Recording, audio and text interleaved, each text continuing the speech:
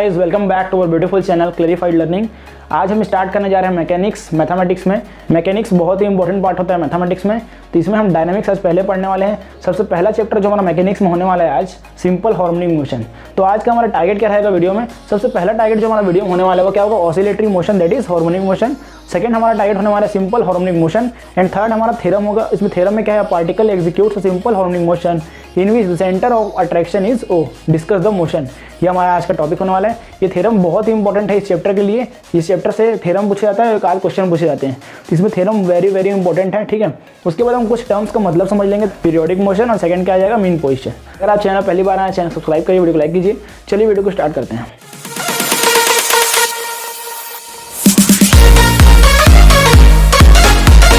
सबसे पहले बात करते हैं पीरियोडिक मोशन के बारे में। पीरियोडिक मोशन क्या होता है? तो पीरियोडिक मोशन ऐसी चीज़ जो फिक्स्ड इंटरवल ऑफ टाइम के बाद रिपीट करती हो।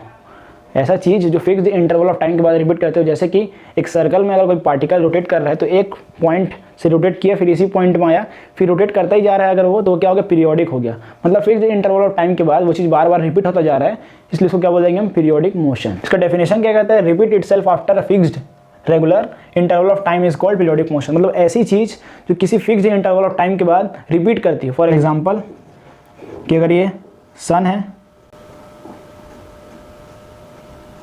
ठीक है, इसके अराउंड अगर प्लेनेट रोटेट करता है, मान लो ये प्लेनेट है, ये एक राउंड मारा, रोटेट करने के बाद यहाँ बस टी टाइम लिया, तो हर बार ये रोटेट करता ही जाएगा और टाइम टी लेगा। ठीक है, तो यहाँ बस क्या हो गया? पीरियोडिक मोशन हो गया, क्योंकि ये बार बार रिपीट कर रहा है। ठीक है, इसलिए इसको हम क्या बोलेंगे? Periodic motion. क्योंकि after T time, fixed T time में ये उसी चीज़ को रोटेट कर रहा है, इसलिए इसको हम क्या बोल देंगे? Periodic motion. फिक्स्ड या रेगुलर मतलब क्या? हर बार वही सेम पाथ को रोटेट कर रहा है किसी टाइम में, उसको हम पीरियोडिक मोशन बोलते हैं। ठीक है, अब बात करते हैं ऑसिलेटरी मोशन और हार्मोनिक मोशन। क्या होता है ये motion? To and fro, back and forth and up and down about a fixed point after regular interval of time. मतलब क्या होता है? ऑसिलेटरी मोशन जो है ये पीरियोडिक मोशन तो होता ही है, क्योंकि बार बार रिपीट तो हो गई। फॉर एग्जांपल अगर आप यहाँ देखोगे तो यहाँ पेंडुलम या कोई पार्टिकल लटका मान लेते हैं, तो यहाँ पर अगर मैं ऐसे इसको पीरियोडिक मोशन कराऊंगा तो थीटा मेरा अगर जितना छोटा रहेगा उतना ही शॉर्ट पाथ बनाएगा अपना, लेकिन जितना मैं अगर थीटा बड़ा लूँगा तो ये क्या होगा? लॉन्ग पाथ बनाएगा। लेकिन अगर आप छोटा थीटा लोगे तो यहाँ पास देखो ऑलमोस्ट स्ट्रेट लाइन फॉर्म करेगा ऑलमोस्ट, लेकिन आप जितना थीटा यहाँ बड़ा लोगे यहाँ पास ये क्या करेगा? अपना पाथ को उतना ही कर्व करता जाएगा। ठीक है, इतना तो क्लियर दिख रहा है आपको। फॉर सेकंड एग्जांपल आप स्प्रिंग समझ सकते हो। यहाँ पर अगर आप स्प्रिंग लगा देते हैं, इस तरीके से स्प्रिंग लगाए और यहाँ मास है, तो अगर मैं इसको नीचे वेट से खींचूंगा अगर, तो क्या होगा? बार बार ऑसिलेट करेगा, बार बार क्या होगा? रिपीट करेगा, पीरियोडिक मोशन करेगा। ठीक है, ये जो यहाँ से यहाँ मोशन जो करेगा ये बार बार, इसको हम क्या बोल देंगे? Oscillatory motion, that is harmonic motion. ये ऑसिलेट किस तरीके से कर सकते हैं? ऊपर नीचे होगा, या फिर सामने आगे पीछे होगा, या फिर साइड वाइज होगा। तो यहाँ जो मोशन देख रहे हैं पेंडुलम के साथ, वो क्या हो रहा है? टू एंड फ्रो मोशन हो रहा है। ये कंप्लीट रोटेशन नहीं हो रहा है। सन वाला जो केस मैंने आपको बताया था ये पीरियोडिक मोशन है, लेकिन यहाँ पर जो ऑसिलेटरी मोशन रहेगा वो, हमने जो सन वाला एग्जाम्पल लिया था, ये एग्जाम्पल में ये भी पीरियोडिक मोशन है, लेकिन जो ऑसिलेटरी मोशन की हम बात करेंगे तो यहाँ पर to and fro, back and forth and up and down जो कंडीशन बोल दिया है उसके अकॉर्डिंग ये हमारा ऑसिलेटरी मोशन नहीं कराएगा। जिसमें ऑसिलेशन होगा इस तरीके से, वही हमारा क्या होगा? ऑसिलेटरी मोशन होगा। इसमें पीरियोडिक क्यों आया? क्योंकि after fixed interval of time ये बार बार अपने मीन पोजीशन में रिपीट हो रहा है। ठीक है, इसलिए इसको क्या बोल देंगे हम? पीरियोडिक मोशन का ये पार्ट है। लेकिन आपको ऑसिलेटरी मोशन समझ आ गया होगा क्या होता है? जो बार बार ऑसिलेट करेगा उसको हम क्या बोल देंगे? Oscillatory motion. फॉर एग्जांपल आप स्प्रिंग से भी समझ सकते हो, यहाँ पर बार बार क्या होगा? ये रिपीट करेगा, अपना ऊपर नीचे करेगा, ऑसिलेट करेगा, इसलिए उसको ऑसिलेटरी मोशन और हार्मोनिक मोशन कहते हैं। ठीक है, तो चलिए बात करते हैं condition for oscillatory motion. Condition for any oscillatory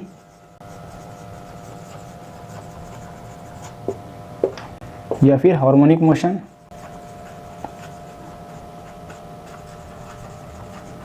ठीक है, तो पहला कंडीशन क्या है इसमें? फोर्स। पार्टिकल में फोर्स तो लगेगी मोशन करने के लिए। ठीक है, force is equal to minus के x raise to power n. यहाँ के क्या है? कांस्टेंट, और एक्स क्या है यहाँ पास? Displacement from the mean position. Displacement from the mean position मतलब फॉर एग्जांपल मीन पोजीशन आपको बताया था, सेंटर पॉइंट भी आप समझ सकते हो। यहाँ पास मान लेते हैं पार्टिकल ऑसिलेट कर रहा है अगर, तो यहाँ से अगर जो डिस्प्लेसमेंट हुआ है उसको हम क्या बोल देंगे? एक्स। ठीक है, X raise to power N का मतलब क्या है? यहाँ पास एन जितना ज़्यादा ऑसिलेट करोगे उस हिसाब से यहाँ एन का वैल्यू क्या हो जाएगा? Can be 1, 3, 5, 7 dash dash dash, ठीक है। के यहाँ पास क्या है, कांस्टेंट। एफ क्या है यहाँ पास, एफ वो फोर्स है जो हमको मीन पोजीशन में वापस लाती है, दैट इज रिस्टोरिंग फोर्स, इसको हम एफ बोलते हैं, जो हमको मीन पोजीशन में पार्टिकल को वापस लाएगी। फॉर एग्जांपल अगर पेंडुलम ही है तो अगर यहाँ पर ये ऑसिलेट करेगा तो यहाँ जो मीन पोजीशन में बैक आ रहा है यहाँ से, उसको हम क्या बोल देंगे, फोर्स। यहाँ एफ ये है, ठीक है। F is equal to minus के एक्स, ठीक है। यहाँ के आपको बता दिया, के क्या है यहाँ पास, displacement from mean position. Displacement में डिस्टेंस मतलब वही distance, displacement from mean position, ठीक है। और यहाँ पास n क्या रहेगा, n should be any odd integer number, any odd integer, ठीक है। n should be any odd integer, n is equal to 1 3 5 7 put कर सकते हैं हम। तो ये हमारा हो गया ऑसिलेटरी मोशन का कंडीशन। यहाँ फोर्स क्या है, रिस्टोरिंग फोर्स। रिस्टोरिंग फोर्स का काम क्या है, अगर कोई पार्टिकल यहाँ आया तो उसको मीन पोजीशन में वापस लाने का काम जो है वो क्या करते हैं, हमारा रिस्टोरिंग फोर्स करता है, जो रिस्टोर करता है फोर्स को। फॉर एग्जांपल जैसे कि आप देख रहे हो हमारा पार्टिकल ऐसे इधर गया, लेकिन यहाँ से जो अपोजिट डायरेक्शन में बैक आ रहा है, ये क्या काम कर रहा है, रिस्टोरिंग फोर्स का काम कर रहा है। यहाँ से अगर ये पेंडुलम है, ये बैक आ रहा है तो क्या कर रहा है, रिस्टोरिंग फोर्स का काम कर रहा है, ठीक है। तो यहाँ बस क्या होगा, अगर इधर आया तो यहाँ से बैक लाने का काम क्या करता है, रिस्टोरिंग फोर्स करता है। लेकिन इधर गया, इधर से भी जो बैक आएगा मोशन होते हुए, ऑसिलेट करते हुए यहाँ मीन पोजीशन में, ये भी किसका काम है, रिस्टोरिंग फोर्स का ही काम है। तो अब ध्यान से देखो, यहाँ पर जब ये पार्टिकल यहाँ से इधर आया तो ये क्या कर रहा है, इसका अपोजिट आ रहे हैं, ऐसा नहीं है, ये मीन पोजीशन के टुवर्ड्स आ रहे हैं। आप इसको क्या बोल सकते हो कि restoring force acts towards the mean position, towards mean position, ठीक है। तो ये जो मोशन हो गया हमारा, ये पूरा प्रोसेस जो है, इसको हम क्या बोलते हैं, ऑसिलेटरी मोशन या फिर हार्मोनिक मोशन, ठीक है। लेकिन अब हम पढ़ने वाले हैं सिंपल हार्मोनिक मोशन। अगर आप किसी भी n की पावर 3 5 7 9 11 12 जितना भी, 12 नहीं 13 जितना भी आपको पढ़ते हो आप यहाँ पास पावर में, वो क्या हो गया, ऑसिलेटरी मोशन आ जाता है। लेकिन अगर सिंपल पढ़ना है हमको तो यहाँ पास हमको क्या करना पड़ेगा, n का वैल्यू 1 रखेंगे। जब आप n का वैल्यू 1 रखते हो तो यहाँ क्या आएगा, माइनस के एक्स। यहाँ पास क्या है, n इज इक्वल टू 1। हमने जब यहाँ n इज इक्वल टू 1 रखा तो ये क्या हो गया, सिंपल हार्मोनिक मोशन।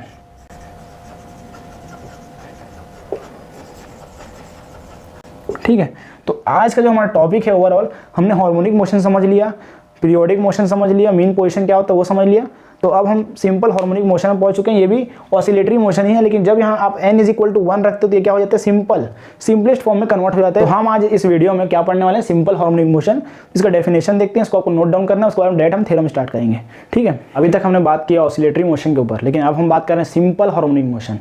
ऑसिलेटरी या फिर हार्मोनिक मोशन जो मैंने आपको बताया, to and fro and back and forth and up and down, वो जो है उसी में हमारा क्या होता है, सिंपल हार्मोनिक मोशन। इसमें हमारा कर्व फॉर्म नहीं करेगा। मैंने आपको बताया था कि यहाँ पर कोई पार्टिकल है, अगर मैं उसको स्मॉल एंगल में थीटा में, अगर मैं उसको स्मॉल थीटा में अगर मैं उसको ऑसिलेट कराऊंगा तो अप्रॉक्स ही स्ट्रेट लाइन ही फॉर्म करेगा। तो यहाँ हम थीटा स्मॉल रखने वाले हैं और सिंपल हार्मोनिक मोशन में बात करने वाले हैं। तो यहाँ पर जो हमारा ऑसिलेशन होगा वो इस तरीके से ना होकर स्ट्रेट लाइन में होगा। तो यहाँ क्लियरली मेंशन भी है, a particle is said to be a simple harmonic motion if it moves in a straight line such that its acceleration is always directed towards a fixed point in the line and it is proportional to the distance of the particle from the fixed point। ठीक है। मैं आपको formula भी बताया था कि restoring force का formula क्या होता है, F is equal to minus के एक्स। यहाँ बस अलग अलग बुक में अलग अलग तरीके से डिनोट किया गया है, के को कांस्टेंट कुछ भी ले सकते हो। ठीक है। तो सिंपल हार्मोनिक मोशन में हम बात करने वाले हैं, जो भी हमारा ऑसिलेशन होगा वो किस में होगा, स्ट्रेट लाइन में होगा। ठीक है। यहाँ पास भी मीन पोजीशन सेम रहेगा, ओ हम इसको नाम दे देंगे। ठीक है। यहाँ कोई डिस्टेंस ले लो आप, यहाँ पास मान चलो यहाँ टी टाइम पे यहाँ जो पार्टिकल है वो एक्स है और यहाँ पास एक्स इज इक्वल टू 0 है। तो यहाँ जो भी हमारा ऑसिलेशन होगा, ये मोशन होगा harmonic motion, simple harmonic motion होगा, मतलब स्ट्रेट लाइन में होगा। यहाँ क्लियरली डेफिनेशन में मेंशन है। अब डेफिनेशन को नोट डाउन कर लो। मैंने आपको ऑलरेडी पहले जो डेफिनेशंस लिखवाए थे इसको भी आपको नोट डाउन करना था नोट्स के फॉर्म में।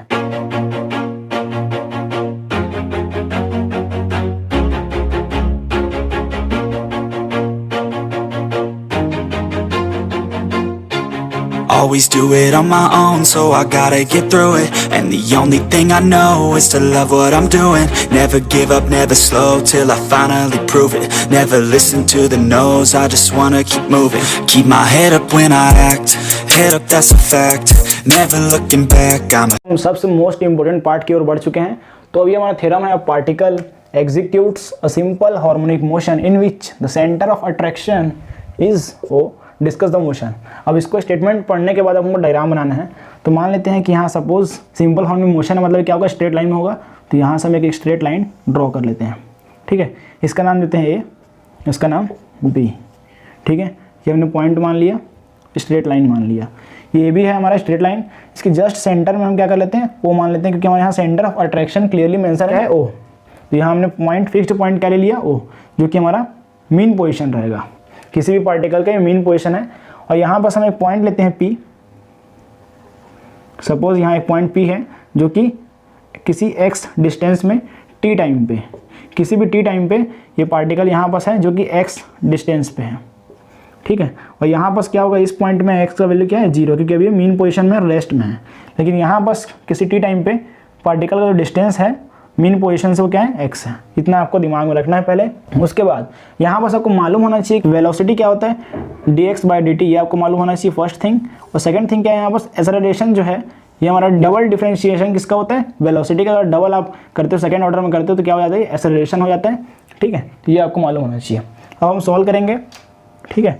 तो यहाँ पास आपको डायग्राम आई थिंक क्लियर होगा अब। तो यहाँ पास अगर आप देखोगे तो आपको यहाँ लिखना है थ्योरी में, आप सिंपल हार्मोनिक मोशन का पहले डेफिनेशन लिखना है आपको। यहाँ पास आप डेफिनेशन लिखोगे, फिर इस फिक्स्ड पॉइंट के बारे में बताओगे, फिक्स्ड पॉइंट क्या है, ये ओ है, ये भी क्या है, हमारा लाइन है, स्ट्रेट लाइन, ठीक है। उसके बाद आपको बताना है कि ये जो फॉर्मूला है हमारा क्या, F = -λx, इसके बारे में बताना है कि मैंने आपको बताया था कि सिंपल हार्मोनिक मोशन में it is a distance, x क्या है यहाँ बस, is proportional to the distance of the particle from O से, ओ जो पॉइंट है यहाँ से जो डिस्टेंस है उसको हम क्या, प्रोपोर्शनल किसका है, ठीक है, वो सिंपल हार्मोनिक मोशन में होता है डेफिनेशन। तो ये फॉर्मूला मैंने आपको ऑलरेडी पढ़ा रखा है। यहाँ अगर x = 1 लेते हो तो सिंपल हार्मोनिक मोशन बन जाता है, ठीक है। ये आपको पॉइंट याद रखना है। तो यहाँ से आप, ठीक है, तो F = λx हो गया, ये फॉर्मूला है हमारा। लेकिन यहाँ पास F का फॉर्मूला हम फिजिक्स में क्या पढ़ चुके हैं, ma, ये Newton second law of motion से आता है। तो यहाँ पास हम F का वैल्यू क्या पुट कर देंगे, ma हम जानते हैं, ठीक है। ma पुट करेंगे तो क्या आएगा, m × a = -λx, ठीक है। m का वैल्यू एज इट इज रहेगा। एक्सेलरेशन मैंने आपको ऑलरेडी बता रखा है, d²x अपॉन में dt², ठीक है। फिर इज इक्वल टू -λx, ठीक है, इस तरीके से। उसके बाद हम क्या करते हैं, m को उधर शिफ्ट कर लेते हैं। तो यहाँ से हमारा d²x अपॉन में dt² is equal to -λ upon में m, फिर यहाँ x। अब हम क्या करते हैं, यहाँ पर और सिंपल फॉर्म कर लिए। यहाँ पर हम क्या मान लेते हैं, where -λ/m is equal to mu बोल दो आप, फिर माइनस नहीं लेते हम, ठीक है। यहाँ माइनस नहीं लेंगे, प्लस λ/m को हम क्या बोल देंगे, म्यू बोल देंगे यहाँ पर, ठीक है। तो यहाँ से क्या आ जाएगा हमारा, यहाँ से हमारा क्या आ जाएगा, d² x dt² is equal to -μx। तो यहाँ से d² x अपॉन में dt² क्या आ जाएगा, ये क्या हमारा एक्सेलरेशन है, तो ये हो जाएगा, इसको इधर शिफ्ट कर लेंगे तो यहाँ हो जाएगा μx इज इक्वल टू 0। ये सिंपल हार्मोनिक मोशन का डिफरेंशियल इक्वेशन हो गया, ठीक है। इसको हम फिर से एक बार लिखते हैं, d²x अपॉन में dt² plus μx is equal to में 0। ये सिंपल हार्मोनिक मोशन का डिफरेंशियल इक्वेशन है, ये आपको याद रखना है, ठीक है। अब डिफरेंशियल इक्वेशन को सॉल्व करने के लिए इसको हमको तोड़ना पड़ेगा। इसको हम क्या करते हैं, तोड़ते हैं हम। तो इस इक्वेशन, ये डिफरेंशियल इक्वेशन है हमारा सिंपल हार्मोनिक मोशन का, ये आपको याद होना चाहिए, ठीक है। अब इसको हम तोड़ते हैं, तो कैसे तोड़ेगा, ये dx/dt ब्रैकेट में आ जाएगा, d/dt बाहर, ठीक है। अब इसको हमको कैसे भी कन्वर्ट करके सिंपलेस्ट फॉर्म में कन्वर्ट करना है ताकि हम आसानी से इंटीग्रेशन कर सकें। तो उसके लिए क्या करना पड़ेगा हमको, यहाँ से यहाँ क्या करते हैं, dx/dt v बनाने की कोशिश करते हैं। तो यहाँ कैसे बनेगा v, देखते हैं। यहाँ पास हम d/dx कर लेते हैं यहाँ पास नीचे, और उसके बाद dx/dt, यहाँ पास हमने ऊपर नीचे dx का मल्टीप्लाई किया, जिसमें एक dx जो है नीचे है और एक dx ऊपर, और dt को क्या लिखते हैं, नीचे है, ठीक है, plus μx is equal to 0। तो यहाँ से क्या आएगा, d/dx, ठीक है। ये वाला टर्म पूरा v हो जाएगा, साथ में डॉट v, ठीक, फिर प्लस में μx इज इक्वल टू 0। फिर क्या हो जाएगा, v dv/dx plus μx is equal to 0। यहाँ देखो ये चीज़ को, v dv/dx plus μx is equal to 0। ये आया, यहाँ तक समझ आया, कुछ नहीं किया हमने, dx को ऊपर नीचे मल्टीप्लाई किया और dt को एक साइड कर लिया ताकि v बन जाए, ठीक है। उसके बाद देखो इसको इधर शिफ्ट करते हैं, तो यहाँ से क्या आएगा, v dv अपॉन में dx माइनस म्यू एक्स, ठीक है। फिर डी एक्स उधर शिफ्ट करते हैं। आपको मालूम होगा किस तरीके से पार्शियल डिफरेंशियल इक्वेशन या फिर डिफरेंशियल इक्वेशन को सॉल्व करते हैं, ठीक है। तो उसी तरीके को हम फॉलो कर रहे हैं, इंटीग्रेट करना है हमको फाइनली। तो यहाँ बस हमने इस तरीके से बना लिया। अब दोनों साइड आपको क्या करना है, इंटीग्रेटिंग ऑन बोथ साइड।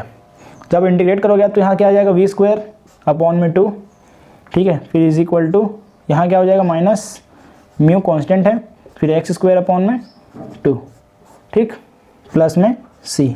तो यहाँ से अब 2 हटाते हैं। तो ये स्टेप कैसे फॉलो हो रहा है, पहले हमने इसको सॉल्व किया, यहाँ से कैसे आया है, न्यूटन सेकंड लॉ से हमने जानते हैं F is equal to M होता है। हमने पुट किया, एक वैल्यू में आपको ऑलरेडी बताया था D square x upon D T square होता है। हमने पुट किया इस तरीके से, यहाँ से हमारा पार्शियल डिफरेंशियल इक्वेशन आया किसका, सिंपल हार्मोनिक मोशन का, ठीक है। उसके बाद हमको सॉल्व करने की कोशिश कर रहे हैं, हमने यहाँ तक कर लिया। पहले आपको ये लिखना है, फिर ये, फिर ये, फिर इस कॉलम में, फिर उसको यहाँ लिखना है, ठीक है। इक्वेशन बन गया। अब यहाँ से हम 2 को हटाते हैं, तो यहाँ क्या करेंगे, हम 2 को ऊपर मल्टीप्लाई कर देंगे। तो यहाँ क्या बचेगा, V square is equal to minus mu X square plus 2c। अब 2c को हम क्या मान लेते हैं, c। 2c को हम क्या मान लेंगे, c1 मान लेंगे, ठीक है। c1 कांस्टेंट है एक, तो ये हो जाएगा V square is equal to minus mu X plus c1, ठीक है। तो ये एक इक्वेशन आ गया हमारे पास। इन्हें को आप जल्दी से नोट डाउन कर लो, कुछ समय के लिए 30 सेकंड मिलेंगे आपको, उसमें आप पॉज करके नोट डाउन कर लेना, ठीक है। तब उसके बाद आगे देखेंगे किस तरीके से कांस्टेंट का वैल्यू यहाँ से निकालना है हमको। तो कांस्टेंट किस तरीके से निकालना है वो हमको एज्यूम करना पड़ेगा। I have an open invitation, but you're telling me go get lost. I don't wanna see your face.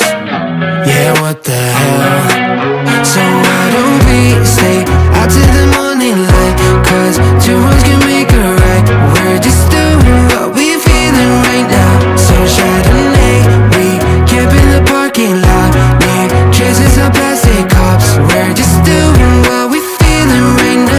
मान लेते हैं कि यहाँ जो पार्टिकल का जो लास्ट पॉइंट है, इसके आगे पार्टिकल नहीं जा पाएगा, क्योंकि यहाँ पर जो मोशन हो रहा है, ऑसिलेशन हो रहा है सिंपल हार्मोनिक मोशन में, वो यहाँ लास्ट है, एक्सट्रीम पॉइंट है, ठीक है, एक्सट्रीम पोजीशन है, इसके आगे नहीं जाएगा। तो इसका हम डिस्टेंस कुछ सपोज कर लेते हैं। मान लेते हैं कि ये जो डिस्टेंस है ये हमारा ए है, ठीक, कांस्टेंट ए है।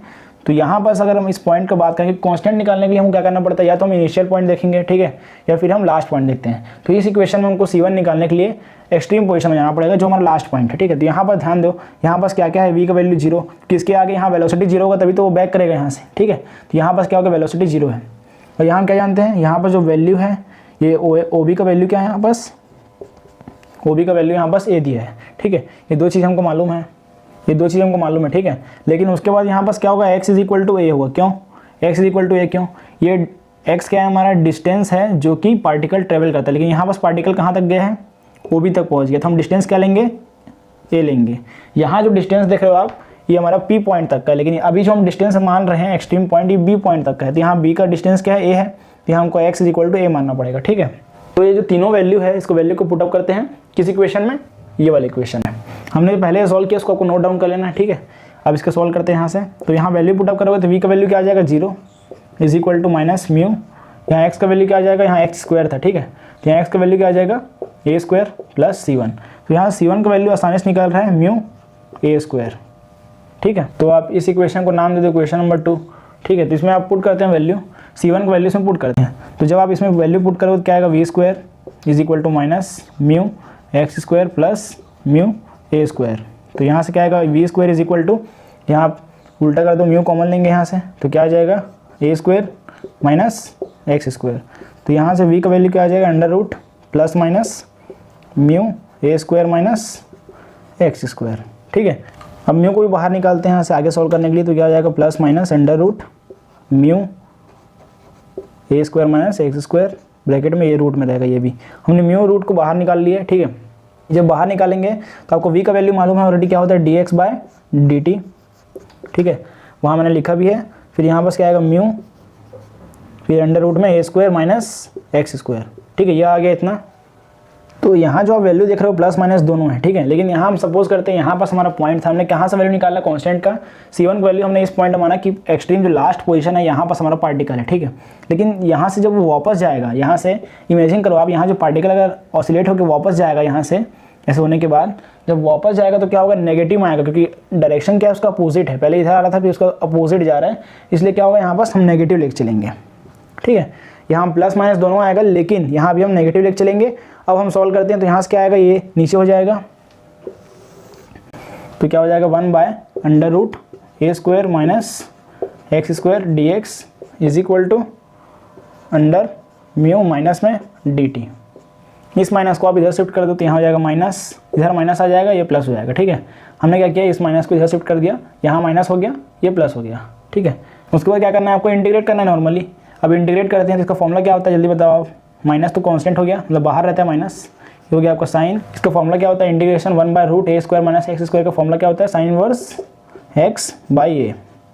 ठीक, फिर ये हो जाएगा इज इक्वल टू, ये हो जाएगा root mu T plus C2। यहाँ बस हमको C2 को वैल्यू निकालना है। तो अब C2 को वैल्यू निकालने के लिए क्या करेंगे, हम यहाँ इनिशियल पॉइंट के ऊपर बात करेंगे। यहाँ इनिशियल पॉइंट क्या है, मीन पोजीशन, मतलब जहाँ पार्टिकल रेस्ट में है। तो यहाँ क्या क्या है, x = 0, v = 0। ठीक है, यहाँ टाइम भी क्या है, 0 है, क्योंकि पार्टिकल अभी रेस्ट में है। तो वैल्यू पुटअप कर दो सारा इसमें, ये हो जाएगा sine inverse 0 is equal to, ये भी 0 हो जाएगा, ठीक से मल्टीप्लाई करेंगे तो प्लस C2। साइन 0 क्या होता है, 0, तो 0 इज इक्वल टू C2 का वैल्यू क्या आ गया, 0। ठीक है, इसमें वैल्यू पुटअप कर दो आप। वैल्यू पुटअप करेंगे तो क्या आएगा इसमें, साइन माइनस का साइन इनवर्स x/a। ठीक है, फिर इज इक्वल टू म्यू और t।